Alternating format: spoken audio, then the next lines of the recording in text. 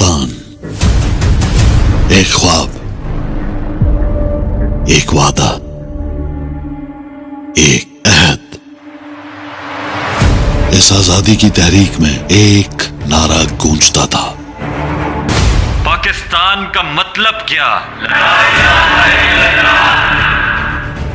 अब हकीकी आजादी के लिए वही नारा दोबारा गूंज रहा है। पाकिस्तान का मतलब क्या?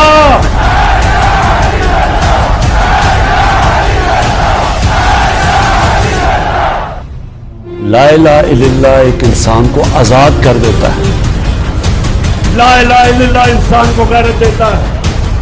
अल्लाह का हुक्म है कि अच्छाई के साथ खड़े हो और बुराई के खिलाफ जिहाद करो।